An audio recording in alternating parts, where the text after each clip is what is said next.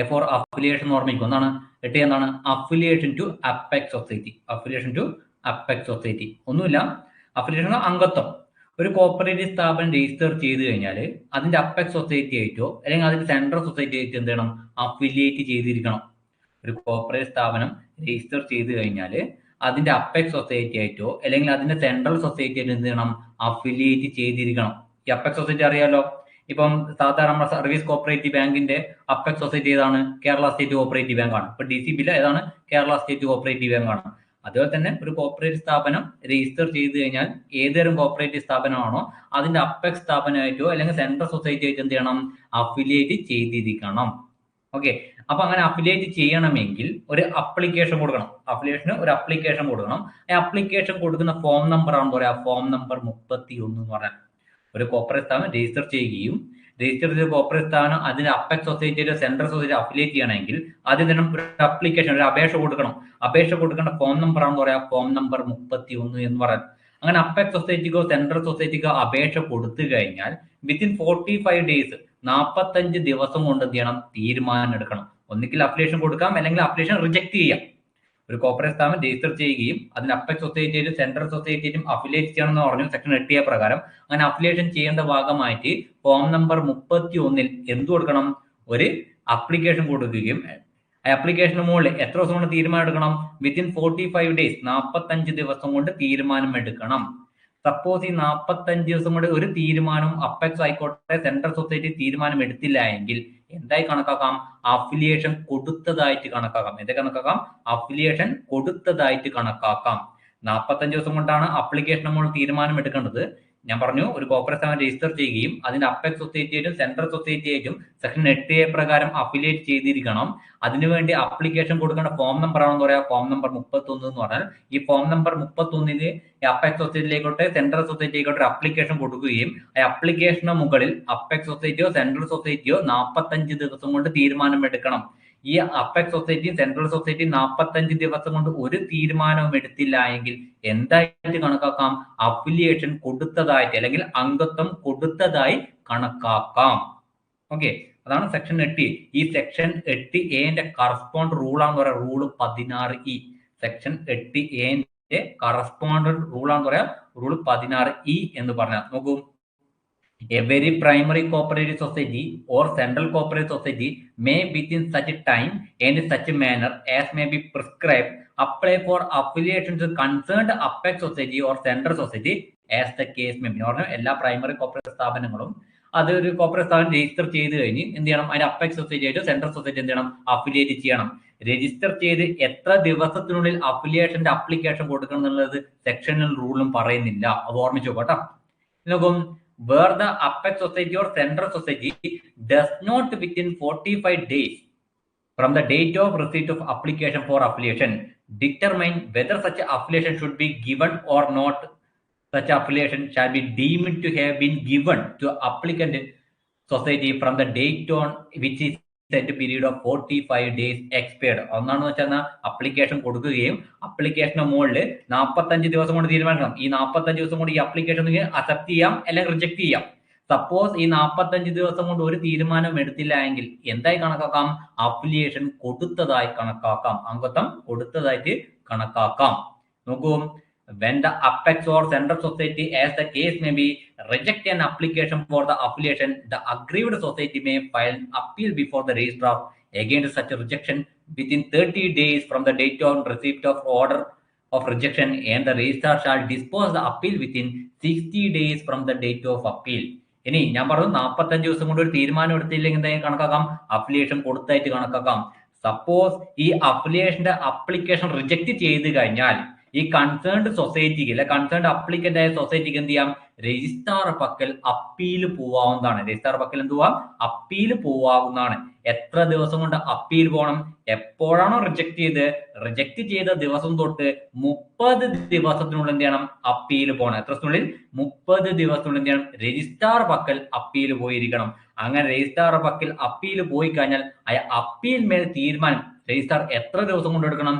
Within 60 days 60 ദിവസം കൊണ്ട് എന്ത് ചെയ്യണം? എടുത്തിരിക്കണം. അപ്പൊ ഒന്ന് ഓർമ്മിക്കുക. ഒരു കോർപ്പറേറ്റ് സ്ഥാപനം രജിസ്റ്റർ ചെയ്യുകയും അതിന് അപ്പെക്സ് സൊസൈറ്റി സെൻട്രൽ സൊസൈറ്റിയായിട്ടും സെക്ഷൻ 8A പ്രകാരം അഫിലിയേറ്റ് ചെയ്തിരിക്കണം. ഇതിന്റെ ഭാഗമായി ഫോം നമ്പർ 31 അഫിലിയേഷന്റെ ഒരു അപ്ലിക്കേഷൻ അപ്പെക്സ് സൊസൈറ്റിയും സെൻട്രൽ സൊസൈറ്റിയും കൺസേൺ സൊസൈറ്റിയും എന്ത് ചെയ്യും, അപ്ലിക്കേഷൻ കൊടുക്കുകയും അപ്ലിക്കേഷന്റെ മുകളിൽ 45 ദിവസം കൊണ്ട് തീരുമാനമെടുക്കണം. 45 ദിവസം കൊണ്ട് ഒരു തീരുമാനം എടുത്തില്ലെങ്കിൽ എന്തായി കണക്കാക്കാം, അപ്ലിക്കേഷൻ കൊടുത്തായിട്ട് കണക്കാക്കാം. സപ്പോസ് ഈ അപ്ലിക്കേഷൻ അപ്ലിക്കൻ റിജക്ട് ചെയ്ത് കഴിഞ്ഞാൽ ആ കൺസേൺഡ് സൊസൈറ്റിക്ക് രജിസ്ട്രാർ മുമ്പാകെ ഒരു അപ്പീൽ പോകാം. എത്ര ദിവസം കൊണ്ട്, 30 ദിവസം കൊണ്ട് അപ്പീൽ പോവുകയും അപ്പീൽ മേ തീരുമാനം എത്ര ദിവസം കൊണ്ട് കൊടുക്കണം, വിത്തിൻ 60 days 60 ദിവസം കൊണ്ട് കൊടുക്കണം. ഓക്കെ, അല്ല 60 ദിവസം കൊണ്ട് തീരുമാനം എടുക്കണം. വിത്തിൻ 60 ദിവസം 60 ദിവസം കൊണ്ട് തീരുമാനം എടുക്കണം. ആരെ പക്കലാണ് അപ്പീൽ പോകുന്നത്, രജിസ്ട്രാർ പക്കലാണ് അപ്പീൽ പോകുന്നത് ഓർമ്മിക്കുക. അവിടെ ഗവൺമെന്റ് ഇല്ല, അപ്പെക്സ് സൊസൈറ്റി ആയതുകൊണ്ട് അതിന്റെ ഹയർ അതോറിറ്റി ആരാണ്, രജിസ്ട്രാർ ആണ്. ഇനി സെക്ഷൻ 8A കറസ്പോണ്ട് റൂൾ ആണെന്ന് പറയാം, റൂൾ 16E എന്ന് പറയുന്നത്. സെക്ഷൻ 8A കറസ്പോണ്ടർ റൂൾ ആണെന്ന് പറയാം, റൂൾ 16E എന്ന് പറയുന്നത്. എന്താണ്, application for affiliation to central or apex society. ഒന്നാമത്തെ പോയിന്റ് നോക്കും, an application for affiliation shall be in the form number 31. ഞാൻ പറഞ്ഞു അഫിലിയേഷന്റെ അപ്ലിക്കേഷൻ സെക്ഷൻ 8A പ്രകാരം അഫിലിയേഷന്റെ അപ്ലിക്കേഷൻ കൊടുക്കേണ്ട ഫോം നമ്പർ ആണെന്ന് പറയാം, ഫോം നമ്പർ 31. Form number 31. ഇനി അടുത്ത പോയിന്റ്, ഈ പോയിന്റ് റൂൾസിൽ വന്ന അമെന്റ്മെന്റ് കേട്ടോ, ഒന്നുമില്ല, ചെറിയൊരു പോയിന്റ് ആണ്, സെയിം പോയിന്റ് തന്നെ കേട്ടോ. നോക്കും, in the case of Anand pattern milk corporate society എന്ന് വെച്ചാൽ ആപ്കോസ് having A regular elected managing committee and doing the business of milk procurement and sales within the area of operation of RCMB എന്ന് വെച്ചാൽ Regional Cooperative Milk Producer Union shall apply for affiliation to the respective central or apex society in form number 31 of appendix 2 of these rules and shall be sent by registered post with acknowledgement. ഒന്നുമില്ല, പിന്നെ സ്ഥിരമായിട്ട് ഒരു managing committee ഉള്ളതും ഒരു പിന്നെ RCMBന്റെ കീഴിൽ പ്രവർത്തന പരിധി പ്രവർത്തിക്കുന്നതുമായ ആപ്കോസ് അതിന്റെ അപ്പെക്സ് സ്ഥാപനം എന്ന് പറഞ്ഞാൽ എന്താണ്, പിന്നെ മിൽമ അല്ലെങ്കിൽ കേന്ദ്ര സംഘം എന്ന് വെച്ചാൽ സെൻട്രൽ സൊസൈറ്റി RCMBO ഇതുമായിട്ട് എന്ത് ചെയ്യാം, അഫിലിയേറ്റ് ചെയ്യേണ്ട ഭാഗമായിട്ട് കൊടുക്കേണ്ട അപ്ലിക്കേഷൻ കൊടുക്കേണ്ട ഫോം നമ്പർ എത്രയാണ്, ഫോം നമ്പർ 31 തന്നെയാണ്. ഇത് ഈ റൂളില് അമെന്റ്മെന്റ് കൂട്ടിച്ചേർത്താണ്. ഒന്നുമില്ല, സാധാരണ ഒരു കോർപ്പറേറ്റ് സ്ഥാപനം രജിസ്റ്റർ ചെയ്ത് അതിന്റെ അപ്പെക്സ് സൊസൈറ്റി ആയിട്ടും സെൻട്രൽ സൊസൈറ്റി അഫിലിയേറ്റ് ചെയ്തിരിക്കണം. അതിന് കൊടുക്കുന്ന അപ്ലിക്കേഷൻ കൊടുക്കുന്ന ഫോം നമ്പറാണ് ഫോം നമ്പർ 31. അതേ പോയിന്റ് തന്നെയാണ് ഇവിടെ പറഞ്ഞത്. ആപ്കോസ് അതിന്റെ RCMB ആയിട്ടോ അല്ലെങ്കിൽ അപ്പെക്സ് ആയിട്ട് എന്ത് ചെയ്യണം, അഫിലിയേറ്റ് ചെയ്യണം. അഫിലിയേറ്റ് ചെയ്യേണ്ട കൊടുക്കേണ്ട അപ്ലിക്കേഷൻ കൊടുക്കുന്ന ഫോം നമ്പർ എത്ര തന്നെയാണ്, 31 തന്നെയാണ്. വേറൊരു മാറ്റമൊന്നുമില്ല, ഇങ്ങനെ കൂട്ടിച്ചേർത്തുന്നുള്ളൂ. സെക്ഷൻ 8A ഡൗട്ട് ഉണ്ടോ, സെക്ഷൻ 8A ഡൗട്ട് ഉണ്ടോ, 8A for affiliation to central or apex society ഓർമ്മിച്ചു കേട്ടോ. സെക്ഷൻ 8A ഡൗട്ട് ഉണ്ടോ, ഉണ്ടേ ചോദിക്കും. പഴയ കുട്ടികളോടാണ് റൂൾസിൽ വന്ന അമെന്റ്മെന്റ് ആയിട്ട് ഞാൻ എടുത്ത് പറയും കേട്ടോ, എവിടെയാണ് അമെന്റ്മെന്റ് വന്നതെന്നുള്ളത് പറഞ്ഞു. പുതിയ കുട്ടികൾക്ക് പ്രശ്നം ഉണ്ടാവില്ല, പഴയ കുട്ടികളുടെ കാര്യമാണ് പറഞ്ഞത്. ഓക്കെ ആണോ, ഓക്കെ അല്ലേ?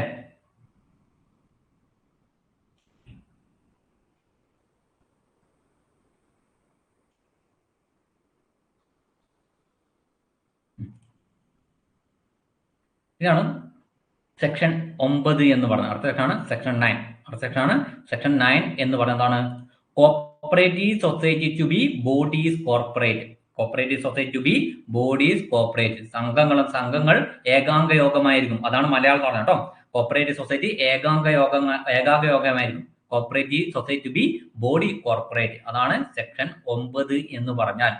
നോക്കൂ, ഫസ്റ്റ് പോയിന്റ് നോക്കൂ. The registration of a society shall become a body corporate by the name under which it is registered, having perpetual succession and a common seal, and with the power to hold property, enter in contracts, institute and defend suit and other legal proceedings. ഈ body corporate എന്ന് വെച്ചതാണ്, ഒരു corporate സ്ഥാപനം register ചെയ്യുന്നത് കൂടി എന്തായി, body corporative. എന്താ വെച്ചാൽ ബോഡി കോർപ്പറേറ്റീവ് എന്ന് വെച്ചാൽ ഒരു ഇൻഡിവിജ്വൽ എന്നുള്ള ഒരു പവർ ആർക്ക് കിട്ടി, ഒരു കോർപ്പറേറ്റ് സ്ഥാപനത്തിന് കിട്ടി. എന്ന് വെച്ചാല് ഒരു കോർപ്പറേറ്റ് രജിസ്റ്റർ ചെയ്യുകയും ഇപ്പം പിന്നെ ഒരു കോർപ്പറേറ്റ്, നമ്മുടെ നാട്ടിലൊരു കോർപ്പറേറ്റ് സ്ഥാപനം ഉണ്ട് വിചാരിക്കുക. ആ കോർപ്പറേറ്റ് സ്ഥാപനം നാട്ടിലൊരു പിന്നെ എന്തെങ്കിലും പുരസ്കാരങ്ങളോ അല്ലെങ്കിൽ SLC പിന്നെ വിജയികൾക്ക് അനുമോദനം കൊടുക്കുവാണ്.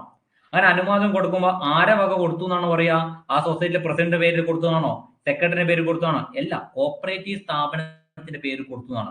നാട്ടിലൊരു പിന്നെ ബസ് സ്റ്റോപ്പ് ഉണ്ടായി കൊടുക്കുന്നു, ആരെ പേര്, ഒരു നമ്മുടെ നാട്ടിലൊരു കോർപ്പറേറ്റ് സ്ഥാപനം ഒരു ബസ് സ്റ്റോപ്പ് ഉണ്ടായി കൊടുക്കുന്നു. പിന്നെ അതിന്റെ മുകളിൽ നിന്ന് എഴുതി വെക്കുക, ഇന്നേ കോപ്പറേറ്റീവ് സ്ഥാപനത്തിന്റെ പേരുള്ള ബസ് സ്റ്റോപ്പ് എന്നാണ് കൊടുക്കുക. അതിന്റെ പ്രസിഡന്റിന് പേരോ സെക്രട്ടറിന് പേര് എഴുതി കൊടുക്കില്ല. എന്തുകൊണ്ടാണ്? ഒരു കോപ്പറേറ്റ് സ്ഥാപനം രജിസ്റ്റർ ചെയ്യുന്നതോടെ ബോഡി കോപ്പറേറ്റീവ് ആയി എന്ന് വെച്ചാൽ ഒരു ഇൻഡിവിജ്വലിന് എന്തെല്ലാം പവർ ഉണ്ടോ അതേപോലെ തന്നെ ആർക്കും കിട്ടും, ഒരു കോപ്പറേറ്റീവ് സ്ഥാപനത്തിനും കിട്ടും. കോപ്പറേറ്റ് സ്ഥാപനം സ്വന്തമായിട്ട് ബിസിനസ് നടത്താം. ആരുടെ പേരിൽ നടത്താം? സൊസൈറ്റിന്റെ പേരിൽ നടത്താം. നമ്മളെപ്പോലെ തന്നെ സൊസൈറ്റിക്ക് സ്വന്തമായി പേരുണ്ട്, സ്വന്തമായിട്ട് അഡ്രസ് ഉണ്ട്, മറ്റു കാര്യങ്ങളെല്ലാം ഉണ്ട്. ഒരു ഇൻഡിവിജ്വലിന്റെ പവറിനെ ആർക്ക് കിട്ടും? സൊസൈറ്റിക്ക് കിട്ടും. അതാണ് ഈ ബോഡി കോർപ്പറേറ്റീവ് എന്ന് പറഞ്ഞാൽ. ഒരു കോർപ്പറേറ്റ് സ്ഥാപനം രജിസ്റ്റർ ചെയ്ത് കഴിഞ്ഞാൽ ബോഡി കോപ്പറേറ്റീവ് എന്നുള്ള പദമാണ് കിട്ടുക. ഓക്കെ. ഒരു സംഘം ലിക്വിഡേറ്റ് ആയി ചോദിക്കുക, സംഘം സമാപ്തീകരിച്ചു അല്ലെങ്കിൽ വൈൻഡ് അപ്പ് ചെയ്ത് കഴിഞ്ഞാൽ ബോഡി കോപ്പറേറ്റീവ് പദവിയാണ് നഷ്ടപ്പെടുന്നത്. മനസ്സിലായില്ലേ? രജിസ്റ്റർ ചെയ്യാൻ ബോഡീസ് കോപ്പറേറ്റീവ് പദവി കിട്ടുകയും ലിക്വിഡേറ്റ് ചെയ്യുമ്പോൾ ഏത് പദവി നഷ്ടപ്പെടുന്നത്? ബോഡീസ് കോർപ്പറേറ്റീവ് പദവി നഷ്ടപ്പെടുകയാണ് ചെയ്യുന്നത്. അങ്ങനെ നഷ്ടപ്പെട്ട് എന്ത് ചെയ്യാൻ പറ്റില്ല? ഒരു കോപ്പറേറ്റീവ് സ്ഥാപനത്തിന് സ്വന്തം പേരിൽ ബിസിനസ് നടത്താനോ ഒന്നും പറ്റുകയില്ല. ഓക്കെ. നമ്മളെപ്പോലെ തന്നെ ഒരു ഇൻഡിവിജ്വൽസിലെ അതേ പവർ സൊസൈറ്റിക്ക് കിട്ടും. സ്വന്തമായിട്ട് ബിസിനസ് നടത്താം, സ്വന്തമായിട്ട് സ്ഥലം വാങ്ങാം, അത്തരം കാര്യം ആർക്ക്? സ്വന്തമായിട്ട് പേരുണ്ട്, സ്വന്തമായിട്ട് അഡ്രസ്സും കാര്യമുണ്ട്. ഓക്കെ. സൊസൈറ്റി മാനേജ്മെന്റ് മാറുന്നുള്ളൂ, സൊസൈറ്റി മാറാൻ പോകുന്നില്ല. ഓക്കെ. അപ്പൊ എല്ലാം സൊസൈറ്റി പേരിലേക്കും. അതാണ് സെക്ഷൻ 9 പറഞ്ഞ corporate society to be bodies corporate എന്ന് പറഞ്ഞാൽ. രണ്ടാമത്തെ പോയിന്റ് നോക്കൂ, ഇമ്പോർട്ടന്റ് പോയിന്റ് ആണ്. The government and registrar shall have the power to regulate working of a society for the economic and social betterment of its members and general public. നമ്മളെ കേരളത്തിലെ cooperative സ്ഥാപനങ്ങളിലെ ആരാണ് regulate ചെയ്യുന്നത് എന്ന് വെച്ചാൽ എന്താണ്? ഗവൺമെന്റ് ആൻഡ് രജിസ്ട്രാർ ആണ്. ആരാണ് റെഗുലേറ്റ്?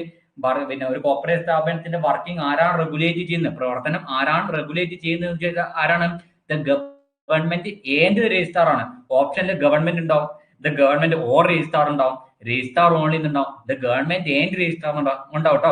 അപ്പൊ ഏൻഡും ഓറും വരും. അപ്പം കൃത്യമായി മനസ്സിലാക്കുന്നതാണ് ദ ഗവൺമെന്റ് ആൻഡ് രജിസ്ട്രാർ ആണ്. നമ്മുടെ നാട്ടിലെ കോർപ്പറേറ്റ് സ്ഥാപനങ്ങൾ വർക്കിംഗ് ആരാണ് റെഗുലേറ്റ് ചെയ്യുന്ന വെച്ചാൽ ആരാണ്? The government and the registrar ആണ്. ആരാണ്? The government and the registrar ആണ്. ഏത് സെക്ഷൻ പ്രകാരം? സെക്ഷൻ 9 പ്രകാരം. സെക്ഷൻ 9 പ്രകാരം എന്താണ്? Corporate society to be a bodies corporate. സംഘങ്ങൾ ഏകാംഗമായിരിക്കും. ചെറിയ സെക്ഷൻ ആട്ടോ.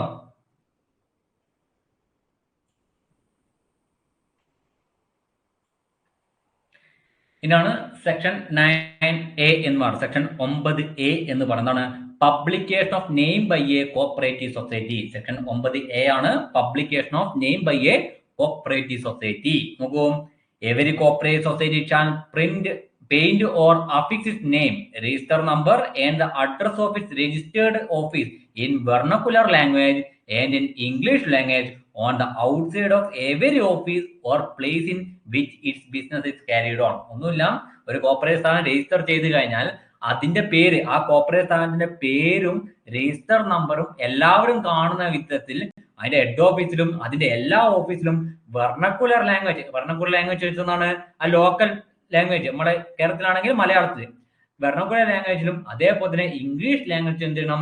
എഴുതിയിരിക്കണം. നെയിം പബ്ലിഷ് ചെയ്തിരിക്കണം. സാധാരണ ചോദിക്കാനുള്ള ചാൻസ് ഉള്ള ഒരു ക്വസ്റ്റ്യൻ എന്ന് പറഞ്ഞാൽ ഒന്നുകിൽ സെക്ഷൻ 9A ഹെഡ് വയ്ക്കാം. രണ്ടാമത്തെ എന്താണ്? ഏതൊക്കെ ലാംഗ്വേജിലാണ് പിന്നെ പെയിന്റ് ചെയ്യേണ്ടത്? ഏതാണ്? വെർണക്കുലർ ലാംഗ്വേജിലും ഇംഗ്ലീഷ് ലാംഗ്വേജിലും. നമ്മുടെ നാട്ടിലെ കോർപ്പറേറ്റ് സ്ഥാപനത്തിന്റെ പേര് ഇങ്ങനെ എഴുതി വെക്കുന്നത് എന്തുകൊണ്ടാണ്? സെക്ഷൻ 9A പ്രകാരം നെയിം എന്ത് ചെയ്യണം? പബ്ലിഷ് ചെയ്യണം. മലയാളത്തിലും വെർണക്കുലർ ലാംഗ്വേജിലും അതേപോലെ തന്നെ ഇംഗ്ലീഷ് ലാംഗ്വേജിലും. ചെറിയ സെക്ഷനാണ്.